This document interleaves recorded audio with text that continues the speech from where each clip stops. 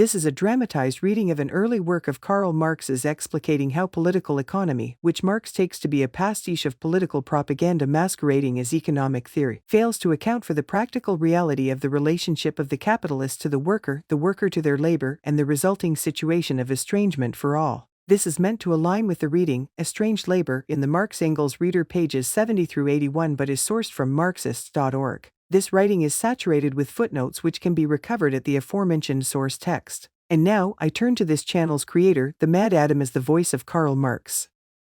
We have proceeded from the premises of political economy. We have accepted its language and its laws. We presuppose private property, the separation of labor, capital and land, and of wages, profit of capital and rent of land, likewise division of labor, competition, the concept of exchange value, etc. On the basis of political economy itself, in its own words, we have shown that the worker sinks to the level of a commodity and becomes indeed the most wretched of commodities, that the wretchedness of the worker is in inverse proportion to the power and magnitude of his production, that the necessary result of competition is the accumulation of capital in a few hands, and thus the restoration of monopoly in a more terrible form, and that finally the distinction between capitalist and land rentier, like that between the tiller of the soil and the factory worker, disappears, and that the whole of society must fall apart into the two classes, property owners and propertyless workers. Political economy starts with the fact of private property. It does not explain it to us. It expresses in general, abstract formulas the material process through which private property actually passes, and these formulas it then takes for laws. It does not comprehend these laws, i.e., it does not demonstrate how they arise from the very nature of private property. Political economy throws no light on the cause of the division between labor and capital, and between capital and land. When, for example, it defines the relationship of wages to profit, it takes the interest of the capitalists to be the ultimate cause, i.e., it takes for granted what it is supposed to explain. Similarly, competition comes in everywhere. It is explained from external circumstances. As to how far these external and apparently accidental circumstances are but the expression of a necessary course of development, political economy teaches us nothing. We have seen how exchange itself appears to it as an accidental fact. The only wheels which political economy sets in motion are greed, and the war amongst the greedy, competition. Precisely because political economy does not grasp the way the movement is connected, it was possible to oppose, for instance, the doctrine of competition to the doctrine of monopoly, the doctrine of craft freedom to the doctrine of the guild, the doctrine of the division of landed property to the doctrine of the big estate. For competition, freedom of the crafts and the division of landed property were explained and comprehended only as accidental, premeditated and violent consequences of monopoly, of the guild system, and of feudal property, not as their necessary, inevitable, and natural consequences. Now, therefore, we have to grasp the intrinsic connection between private property, greed, the separation of labor, capital, and landed property, the connection of exchange and competition, of value and the devaluation of man, of monopoly and competition, etc. The connection between this whole estrangement and the money system. Do not let us go back to a fictitious primordial condition as the political economist does when he tries to explain. Such a primordial condition explains nothing. It merely pushes the question away into a gray nebulous distance. The economist assumes in the form of a fact, of an event, what he is supposed to deduce, namely, the necessary relationship between two things, between, for example, division of labor and exchange. Thus the theologian explains the origin of evil by the fall of man. That is, he assumes as a fact, in historical form, what has to be explained. We perceive from an actual economic fact. The worker becomes all the poorer the more wealth he produces, the more his production increases in power and size. The worker becomes an ever cheaper commodity the more commodities he creates. The devaluation of the world of men is in direct proportion to the increasing value of the world of things. Labor produces not only commodities, it produces itself in the worker as a commodity, and this at the same rate at which it produces commodities in general. This fact expresses merely that the object which labor produces, labor's product, confronts it as something alien, as a power independent of the producer. The product of labor is labor which has been embodied in an object, which has become material. It is the objectification of labor. Labor's realization is its objectification. Under these economic conditions, this realization of labor appears as loss of realization for the workers, objectification as loss of the object and bondage to it, appropriation as estrangement, as alienation. So much does the labor's realization appear as loss of realization that the worker loses realization to the point of starving to death. So much does objectification appear as loss of the object that the worker is robbed of the objects most necessary not only for his life but but for his work. Indeed, labor itself becomes an object which he can obtain only with the greatest effort and with the most irregular interruptions. So much does the appropriation of the object appear as estrangement that the more objects the worker produces, the less he can possess and the more he falls under the sway of his product, capital. All these consequences are implied in the statement that the worker is related to the product of labor as to an alien object. For on this premise it is clear that the more the worker spends himself, the more powerful becomes the alien world of objects which he creates over and against himself. The poorer he himself, his inner world, becomes, the less belongs to him as his own. It is the same in religion. The more man puts into God, the less he retains in himself. The worker puts his life into the object, but now his life no longer belongs to him but to the object. Hence, the greater this activity, the more the worker lacks objects. Whatever the product of his labor is, he is not. Therefore, the greater this product, the less is he himself. The alienation of the worker in his product means not only that his labor becomes an object, an external existence, but that it exists outside him, independently, as something alien to him, and that it becomes a power on its own confronting him. It means that the life which he has conferred on the object confronts him as something hostile and alien. Let us now look more closely at the objectification, at the production of the worker, and in it at the estrangement, the loss of the object, of his product. The worker can create nothing without nature, without the sensuous external world. It is the material on which his labor is realized, in which it is active, from which, and by means of which it produces. But just as nature provides labor with the means of life in the sense that labor cannot live without objects on which to operate, on the other hand, it also provides the means of life in the more restricted sense, i.e., the means for the physical subsistence of the worker himself. Thus, the more the worker by his labor appropriates the external world, sensuous nature, the more he deprives himself of the means of life in two respects. First, in that the sensuous external world more and more ceases to be an object belonging to his labor, to be his labor's means of life, and, second, in that it more and more ceases to be a means of life in the immediate sense, means for the physical subsistence of the worker. In both respects, therefore, the worker becomes a servant of his object. First, in that he receives an object of labor, i.e., in that he receives work, and secondly, in that he receives means of subsistence. This enables him to exist, first as a worker, and second, as a physical subject. The height of this servitude is that it is only as a worker that he can maintain himself as a physical subject, and that it is only as a physical subject that he is a worker. According to the economic laws, the estrangement of the worker and his object is expressed thus: the more the worker produces, the less he has to consume.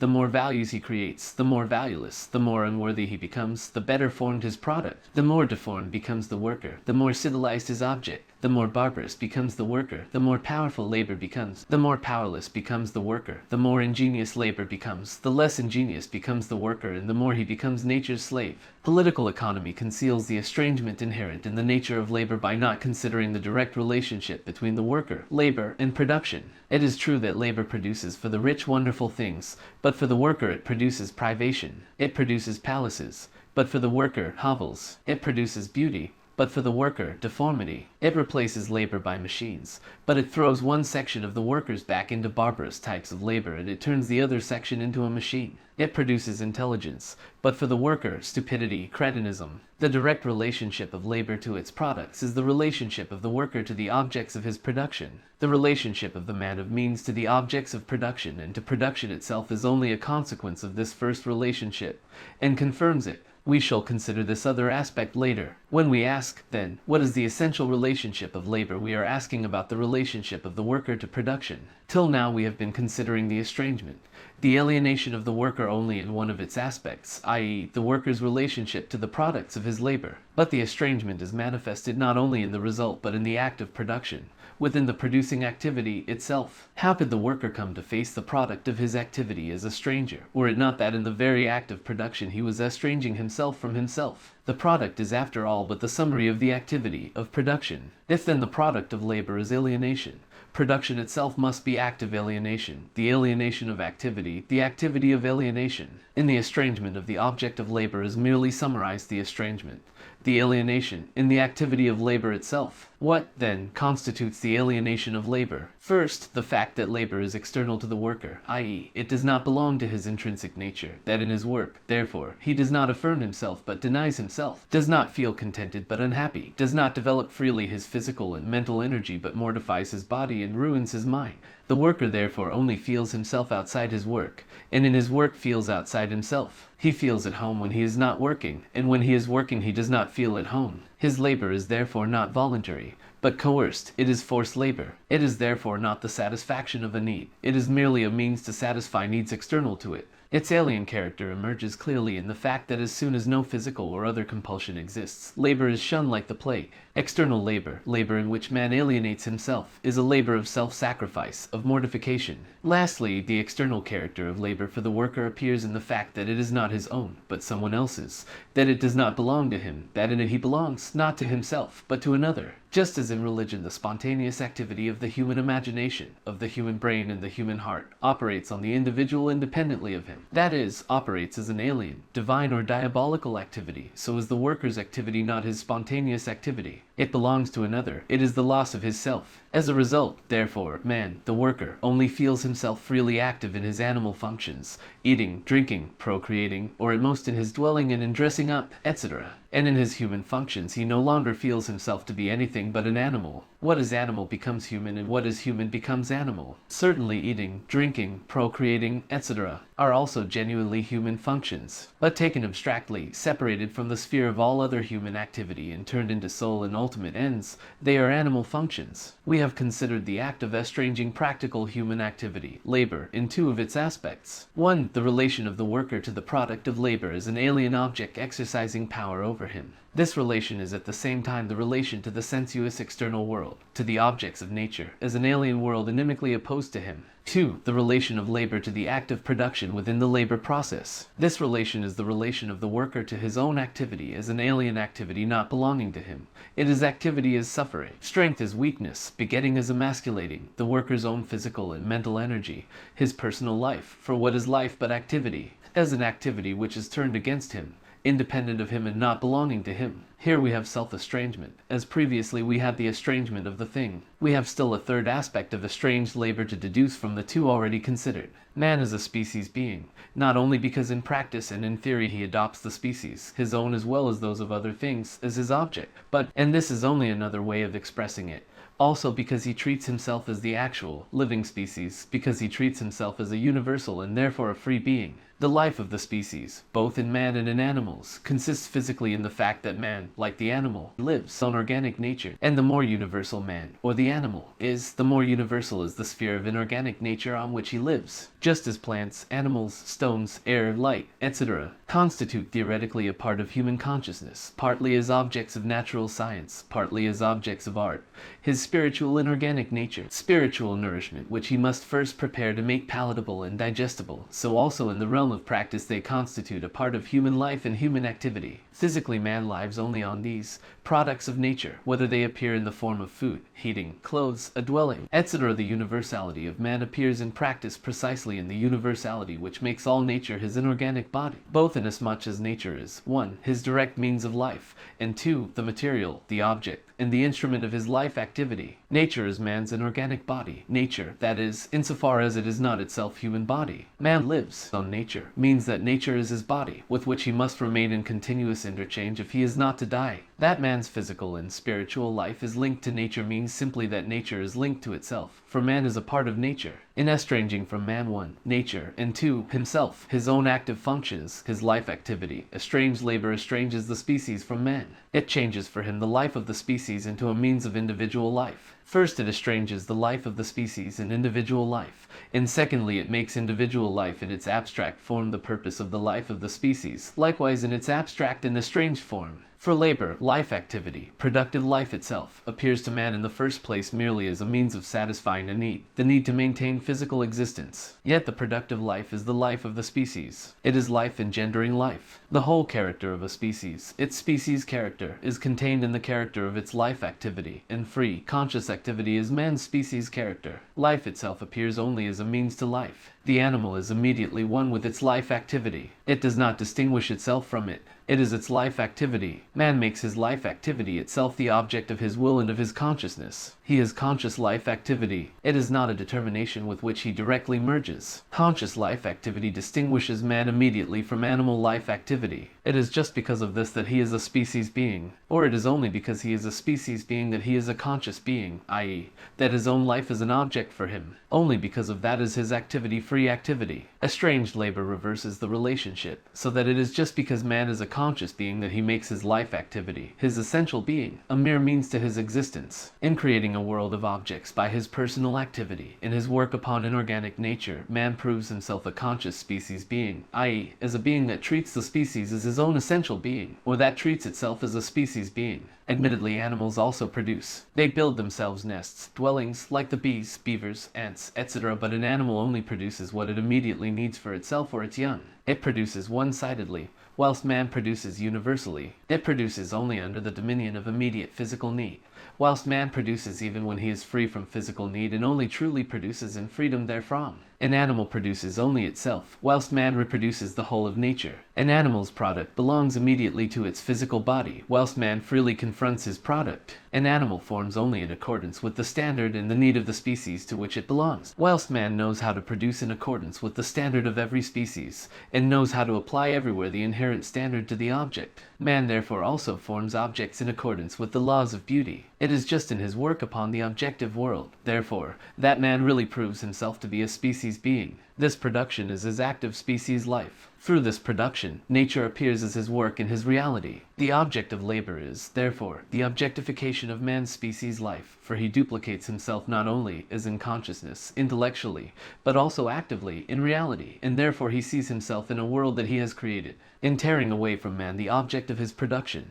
Therefore, estranged labor tears from him his species life, his real objectivity as a member of the species, and transforms his advantage over animals into the disadvantage that his inorganic body, nature, is taken from him. Similarly, in degrading spontaneous, free activity to a means, estranged labor makes man's species life a means to his physical existence. The consciousness which man has of his species is thus transformed by estrangement in such a way that species becomes for him a means. Estranged labor turns thus 3. Man's species being, both nature and his spiritual species property, into a being alien to him, into a means of his individual existence. It estranges from man his own body, as well as external nature and his spiritual aspect, his human aspect. 4. An immediate consequence of the fact that man is estranged from the product of his labor, from his life activity, from his species being, is the estrangement of man from man. When man confronts himself, he confronts the other man. What applies to a man's relation to his work, to the product of his labor, and to himself, also holds of a man's relation to the other man, and to the other man's labor and object of labor. In fact, the proposition that man's species nature is estranged from him means that one man is estranged from the other, as each of them is from man's essential nature. The estrangement of man,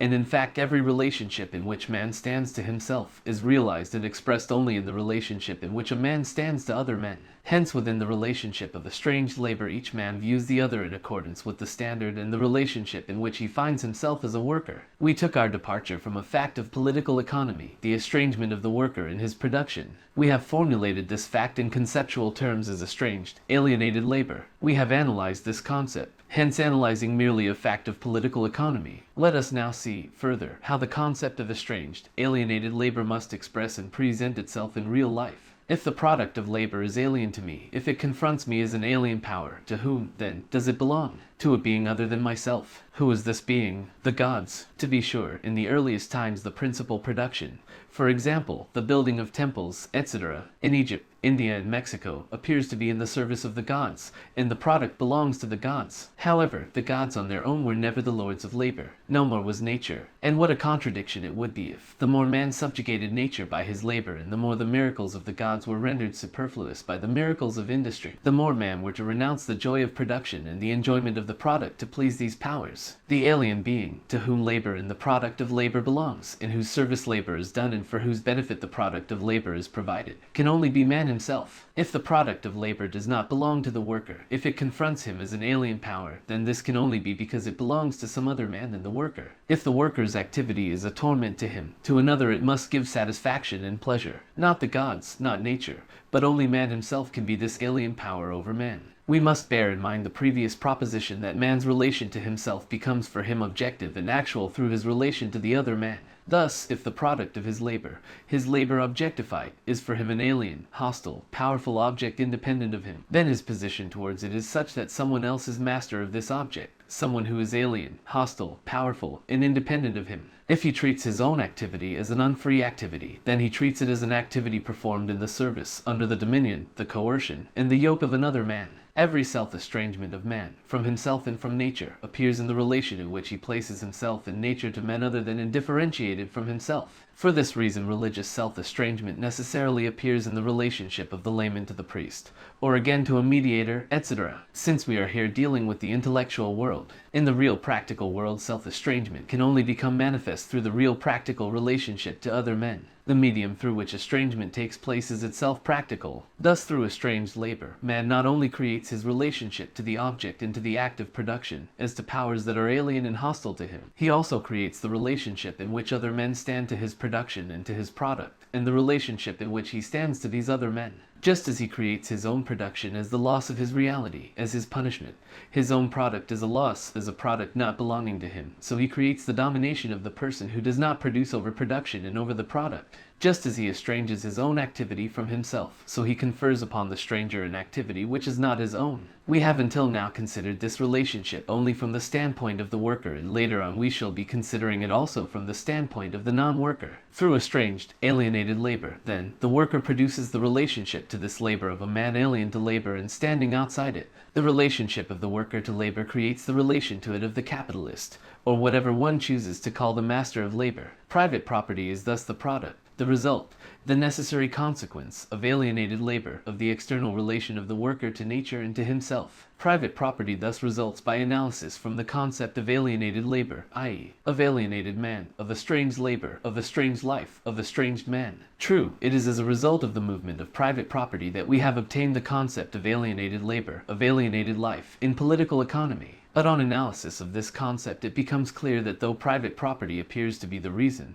the cause of alienated labor, it is rather its consequence, just as the gods are originally not the cause but the effect of man's intellectual confusion. Later this relationship becomes reciprocal. Only at the culmination of the development of private property does this, its secret, appear again. Namely, that on the one hand it is the product of alienated labor, and that on the other it is the means by which labor alienates itself. The realization of this alienation. This exposition immediately sheds light on various hitherto unsolved conflicts. 1. Political economy starts from labor as the real soul of production, yet to labor it gives nothing, and to private property everything. Confronting this contradiction, Proudhon has decided in favor of labor against private property. We understand, however, that this apparent contradiction is the contradiction of estranged labor with itself, and that political economy has merely formulated the laws of estranged labor. We also understand, therefore, that wages and private property are identical. Indeed, where the product, as the object of labor, pays for labor itself, there the wage is but a necessary consequence of labor's estrangement.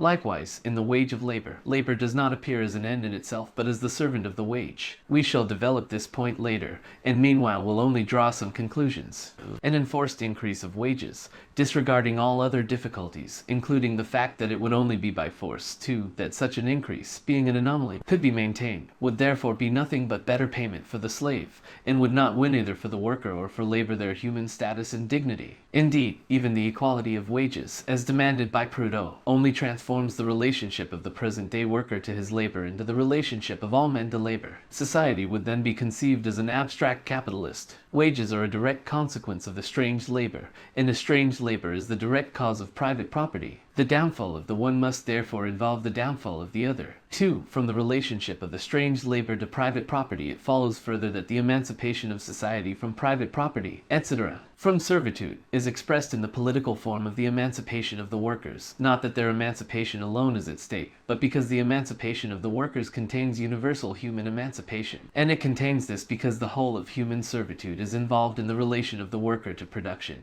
and all relations of servitude are but modifications and consequences of this relation. Just as we have derived the concept of private property from the concept of estranged, alienated labor by analysis, so we can develop every category of political economy with the help of these two factors, and we shall find again in each category, e.g. trait, competition, capital, money, only a particular and developed expression of these first elements. But before considering this phenomenon, However, let us try to solve two other problems. One, to define the general nature of private property, as it has arisen as a result of estranged labor, in its relation to truly human and social property. Two, we have accepted the estrangement of labor, its alienation, as a fact, and we have analyzed this fact. How, we now ask, does man come to alienate, to estrange his labor? How is this estrangement rooted in the nature of human development? We have already gone a long way to the solution of this problem by transforming the question of the origin of private property into the question of the relation of alienated labor to the course of humanity's development. For when one speaks of private property, one thinks of dealing with something external to man. When one speaks of labor, one is directly dealing with man himself. This new formulation of the question already contains its solution. As to 1, the general nature of private property and its relation to truly human property, alienated labor has resolved itself for us into two components which depend on one another, or which are but different expressions of one and the same relationship. Appropriation appears as estrangement, as alienation, and alienation appears as appropriation. Estrangement is truly becoming a citizen. We have considered the one side, alienated labor in relation to the worker himself, i.e., the relation of alienated labor to itself. The product, the necessary outcome of this relationship, as we have seen, is the property relation of the non-worker to the worker and to labor. Private property, as the material, summary expression of alienated labor, embraces both relations, the relation of the worker to work into the product of his labor and to the non-worker, and the relation of the non-worker to the worker and to the product of his labor. Having seen that in relation to the worker who appropriates nature by means of his labor, this appropriation appears as estrangement. His own spontaneous activity is activity for another and is activity of another. Vitality is a sacrifice of life.